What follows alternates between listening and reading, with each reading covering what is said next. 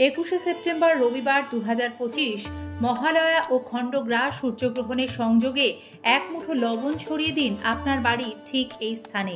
বন্ধুরা, শাস্ত্রমতে মহালয়া অমাবস্যায় নুনের টোটকায় দূর হবে বাস্তুদোষ, আসবে সুখ সৌভাগ্য, হবে আর্থিক উন্নতি। এবছর মহালয়ার দিন ঘটতে চলেছে খণ্ডগ্রাস সূর্যগ্রহণ।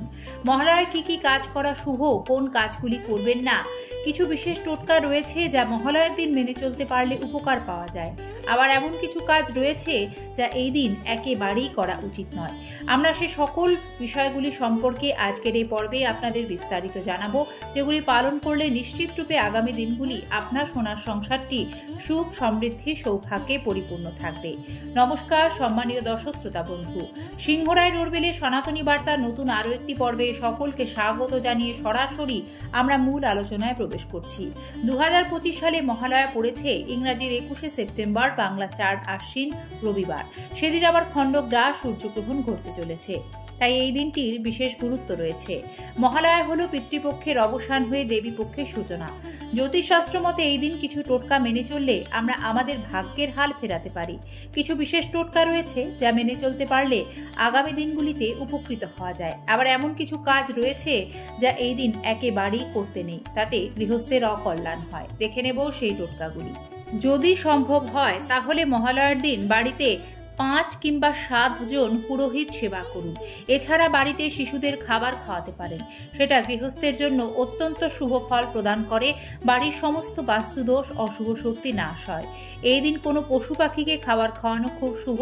বিশেষ করে কাক ও কালো কুকুরকে অমাবস্যা তিথিতে খাবার খাওয়ালে ভাগ্যচক্রে শনির দশা থাকলে তা অনেকাংশে খণ্ডন হয়। মহালয়ার দিন পূর্বপুরুষদের উদ্দেশ্যে একটি তামার ঘটিতে কাঁচা দুধ, কালো তিল, আতপ চাল, সাদা ফুল এবং গঙ্গাজল মিশিয়ে বাড়ির কোনো ফাঁকা জায়গায় ঠেলে দিন। এই কাজটি কোনো জলাশয়েও করা যেতে পারে, এতে পিতৃদোষ খণ্ডন হয়। মহালয়ার দিন কোনো অসহায় মানুষকে তার উপকারে লাগে এমন জিনিস দান করুন অন্তর থেকে। মহালয়ার দিন বাড়িতে অবশ্যই নিরামিষ আহার গ্রহণ করুন, এতে আগামী দিনগুলিতে সুস্থ থাকবেন। এদিন ভুল করেও চুল, দাড়ি, নখ কাটতে নেই। এদিন কাউকে কিছু ধার দেবেন না। এদিন বাড়িতে কোনো রকম মাঙ্গলিক কোনো কাজ করবেন না। যদি নতুন কিছু কেনাকাটা করার প্রয়োজন থাকে, যেমন বাড়ি, গাড়ি ইত্যাদি আরও বিভিন্ন শুভ জিনিস, তাহলে এই দিন ভুলেও কিনবেন না। এদিন বাড়িতে কেউ সাহায্য চাইতে এলে কোনো মতেই তাকে খালি হাতে ফেরাবেন না, সাধ্যমতো দান ধ্যান করবেন। এরপরে আমরা জেনে নেব এই মহালয়ার দিন আপনারা কিভাবে লবণের প্রয়োগ করে বাস্তুর সমস্ত দোষ দূর করবেন। বন্ধুরা, কথায় আছে লবণের ব্যবহার যে ব্যক্তি সঠিকভাবে করে মা লক্ষ্মী তার প্রতি প্রসন্ন হন, কারণ লবণে স্বয়ং মা লক্ষ্মী বাস। আসুন জেনে নিই লবণের এই প্রতিকারগুলি সম্পর্কে। লবণ সম্পর্কিত প্রথম টোটকাটি হলো মহালয়ার দিন ঘরে অর্থের প্রবাহ বজায় রাখতে, সংসারে আর্থিক সচ্ছলতা রাখতে একটি কাঁচের গ্লাস নেবেন, তাতে জল ও লবণ মিশিয়ে আপনার ঘরে দক্ষিণ পূর্ব কোণে রাখুন। এছাড়াও এটির পেছনে একটি লাল রঙের বাল্ব জ্বালাবেন। যখনই জল শুকিয়ে যাবে সেই গ্লাসটি আবার পরিষ্কার করুন এবং পুনরায় একইভাবে লবণ যোগ করার পরে জল দিয়ে পূর্ণ করুন। এই শুভ কাজটির সূচনা মহালয়ার অমাবস্যার দিন থেকেই করুন। এতে সংসারে আর্থিক বাধা বিপত্তি দূর হয়, অর্থনৈতিক সচ্ছলতা বজায় থাকে। বন্ধুরা, বাস্তুশাস্ত্র অনুসারে আপনি যে পাত্রে নুন ব্যবহার করছেন সেটি কোনো ধাতু বা প্লাস্টিকের যাতে না হয় তা মাথায় রাখবেন, কারণ বাস্তুমতে স্টিল, লোহা ও প্লাস্টিকের পাত্রে লবণ রাখতে নেই, এতে মা লক্ষ্মী রুষ্ট হন। কাচের পাত্রে লবণ রাখা সবচেয়ে ভালো। আপনি চিনেমাটির পাত্রেও রাখতে পারেন, এতে করে ঘরে সুখ শান্তি বজায় থাকে, আয় ব্যয় সমতা বজায় থাকে। এছাড়াও বাড়িতে অর্থের অভাব হয় না, মা লক্ষ্মী প্রসন্ন হন, সেই সংসারে তিনি সর্বদা তার আশীর্বাদ বর্ষণ করেন।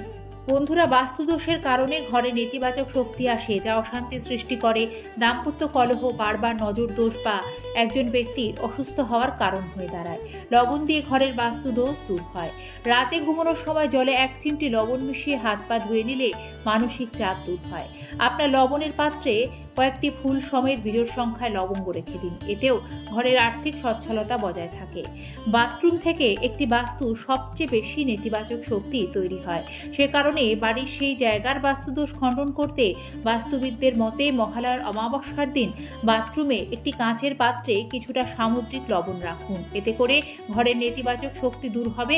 তবে বাথরুমের লবণ এমন জায়গায় রাখবেন সহজে, যাতে সেটা কারো চোখে না পড়ে বা হাতে না পৌঁছায়, এবং এই লবণ সপ্তাহে প্রতি শনি ও মঙ্গলবার পরিবর্তন করতে থাকুন নিয়মিতভাবে। 1 চিমটি সৈন্ধব লবণ অসুস্থ ব্যক্তির ওপর 7 বার নিক্ষেপ করে জলে ভাসিয়ে দিন। এতে ওই ব্যক্তির মধ্যে উপস্থিত নেতিবাচক শক্তি, নজর দোষ দূর হবে এবং তিনি সুস্থ বোধ করবেন। বাড়িতে কেউ দীর্ঘদিন অসুস্থ থাকলে তার বিছানার কাছে নুন ভর্তি কাঁচের বোতল রাখুন। প্রতি সপ্তাহে তা পরিবর্তন করুন। আপনি দ্রুত তার শারীরিক সুস্থতা খেয়াল করতে পারবেন। বন্ধুরা, আলোচনা প্রসঙ্গে একটি বিষয় আপনাদের জানাই, মাটিতে লবণ না ফেলার চেষ্টা করবেন। কোনো কারণে যদি পড়ে যায় তাহলে মা লক্ষ্মীর কাছে ক্ষমা প্রার্থনা করতে হয়। শাস্ত্রমতে মাটিতে লবণ পড়ে যাওয়া শুভ লক্ষণ নয়। ঘরে লবণ ফেলে দিলে চন্দ্র শুক্র উভয় দুর্বল হয়, যার ফলে সংসারে দারিদ্র্য আসে। তাই মা লক্ষ্মীকে তুষ্ট রাখতে লবণের যত্ন নেওয়া বিশেষভাবে প্রয়োজনীয়।